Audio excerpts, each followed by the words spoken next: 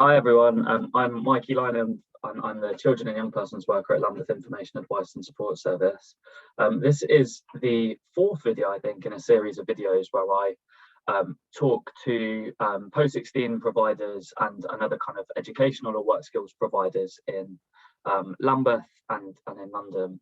And I'm sort of using this series of videos to give young people engaged with Lambeth IASS a sort of sense of the landscape of services that are out there that can kind of work with you and support you.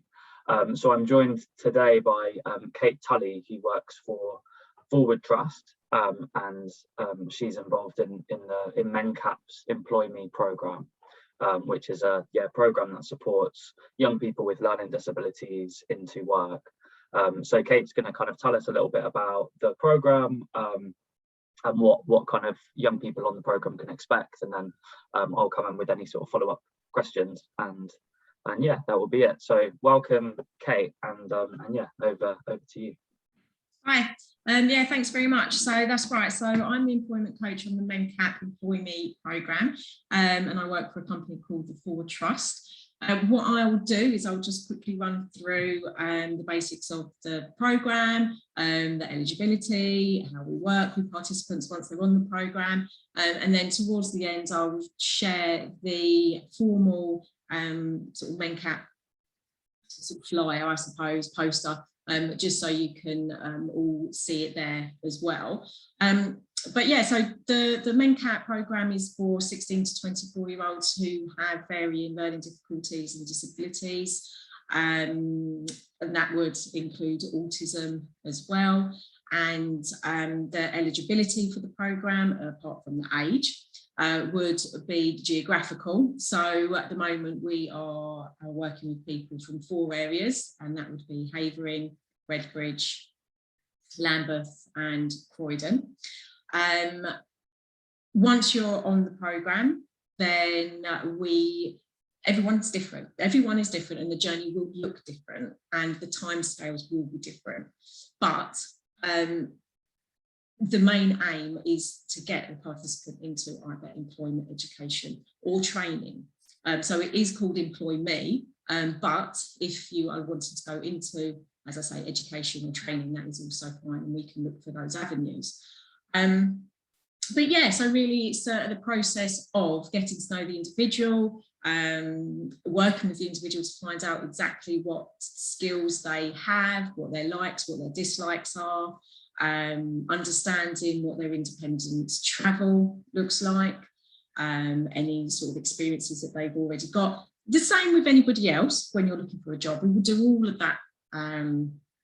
But then also, as I said, with the independent travel, we need to think about that. Where can they get to? Can they do it on their own? Do they use a wheelchair? You know, all those other things. Now, when it actually comes to working with the employers, we do have employers on board already who are fully aware of the group that I work with. So they expect to be asked to put in reasonable adjustments in regards to interviews, and also within the role that hopefully they're successful getting. So reasonable adjustments in the interview is usually me going into the interview with people. And that can be just as a comfort, just to keep the confidence, or it can be to just give them a little nudge, as it were, so for their memory, so they can answer the questions being posed to them. And in an ideal world, the interviewer has stated that they understand that reasonable adjustments need to be put in place in the interview, so the questions you would have thought would be different, but sometimes they're just not, and they haven't sort of changed their interview process. So it's good to be able to be there to kind of translate, I suppose, some of these interview questions, so the participant can digest it, understand it, and then be able to answer and showcase their skills and abilities like anybody else. And then again, in the actual work, or you would imagine within college and training, they have that sort of learning support anyway.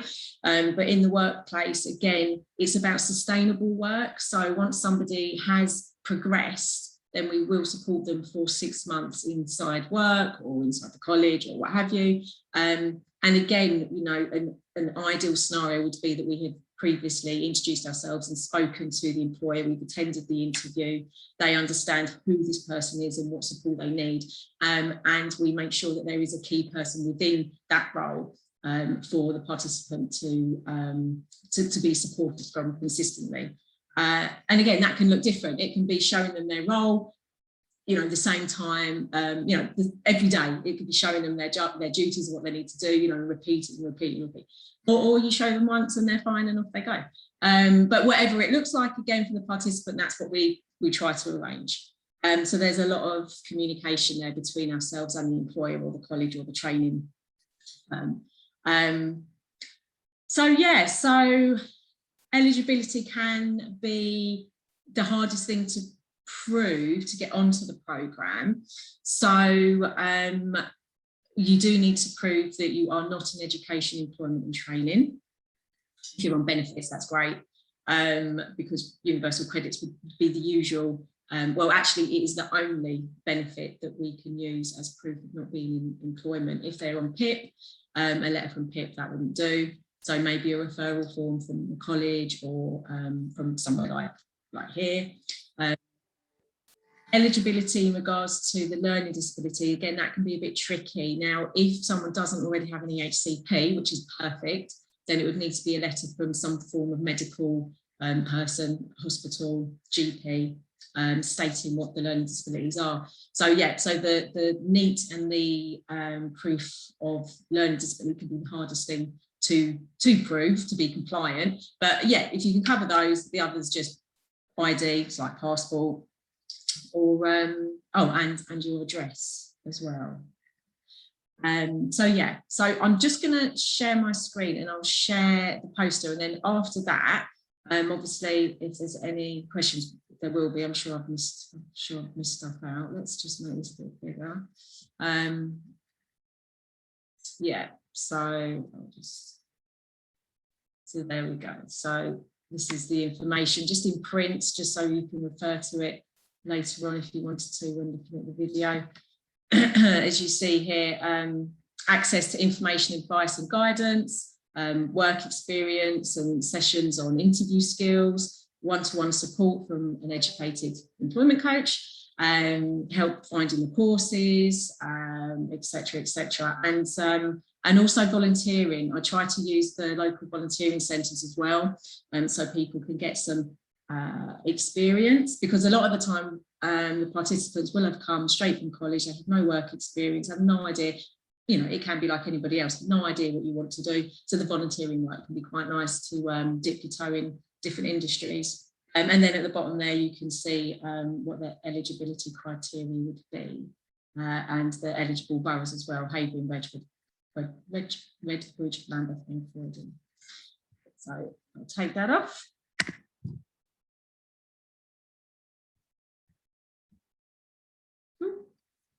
Stop sharing anything.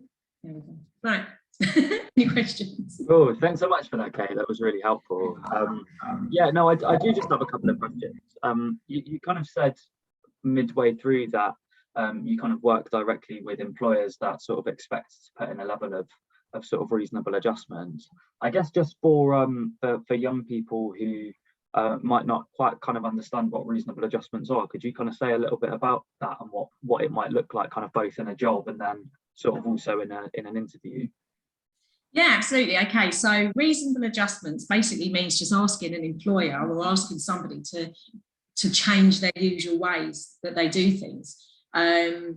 So an individual can be supported in their own tailored way. So in the interview, for instance, as I said, I didn't say this, but what I would do is I would stand at the back of the room, or be sitting at the table, depending on the size of the room, if there's room for me. So I'd be sitting at the table, distance myself a little bit from the interviewer and the person being interviewed. Interview questions would come, and I would kind of gauge the room. If it looked like my person was kind of just gone blank, and I don't know, was just having trouble answering the question, due to preparation that we would have done before, I could say, oh, you remember when you worked in the pharmacy and you told me about when you worked in the team? And just little prompts like that, so they can answer the questions. And yeah, and I can also go to interviews, as in the actual travel as well, depending on what people's independent travel's like.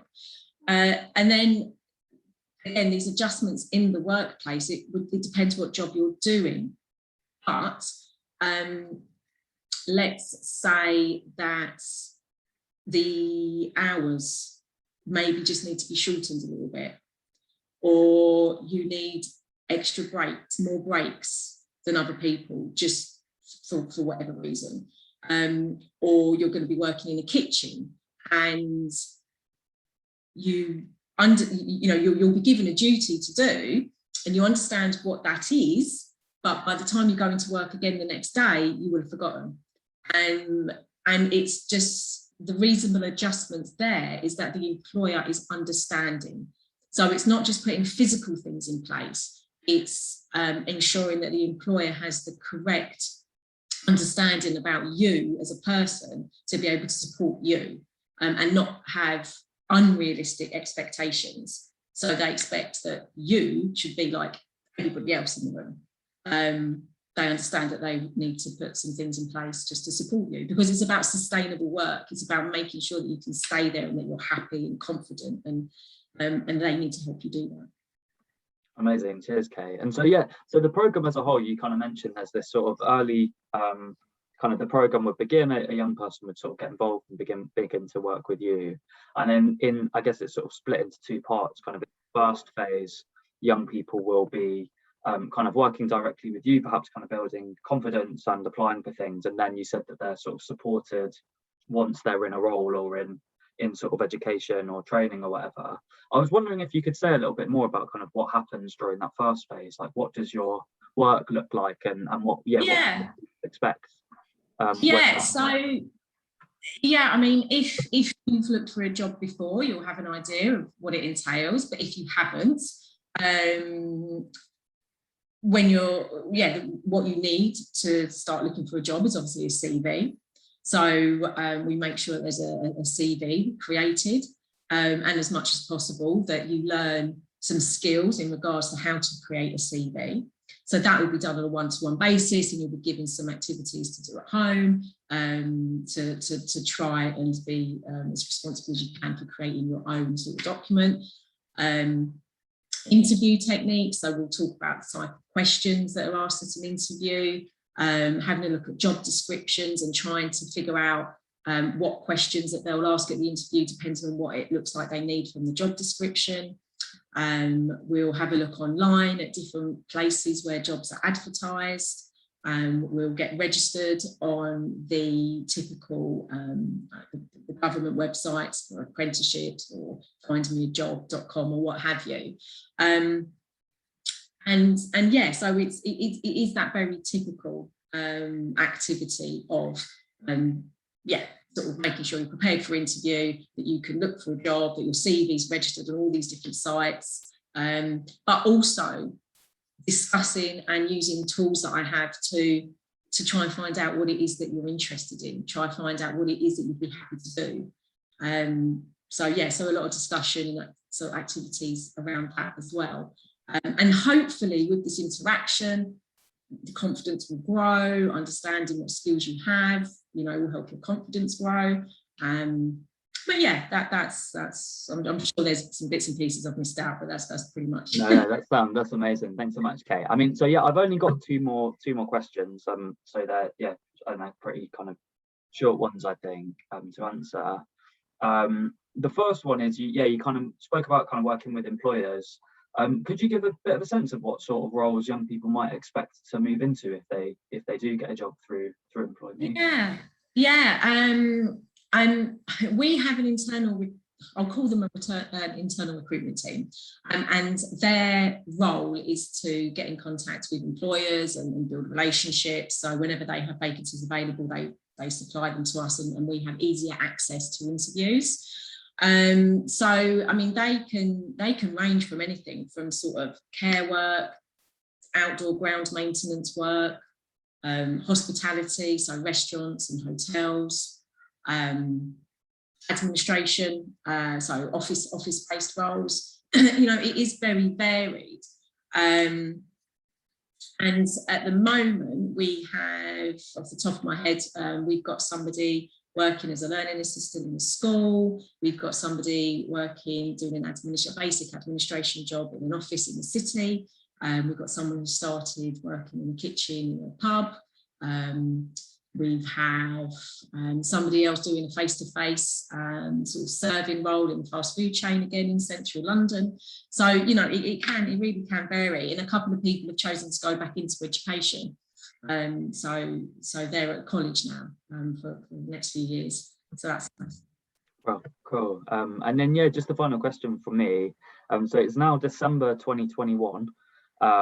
Do you know how do you have a sense of how long the program will be running for? Because obviously I know that sometimes programs like these can stick around for a while and then sort of disappear. Do you know, like, is there a period where it's like definitely going to be around for, or is it just the case if someone were to watch this in a year's time of just sort of checking and seeing if what the situation is? I mean, I don't know exactly how long the program will go on for.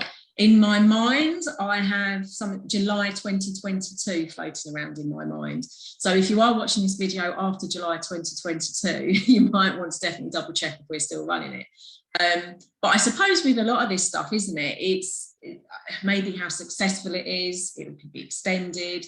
Yeah, I'm not quite sure. Yeah, cool. But no, that's great. So yeah, kind of at least for sort of a period from now, and then yeah, perhaps if it gets to sort of the end of next academic year in kind of 2022, kind of June, July time, maybe good to just sort of do some research and see. Cool. But yeah, I think that's everything from me, Kate. So yeah, thanks so much for coming along and presenting and answering my questions. It was super helpful.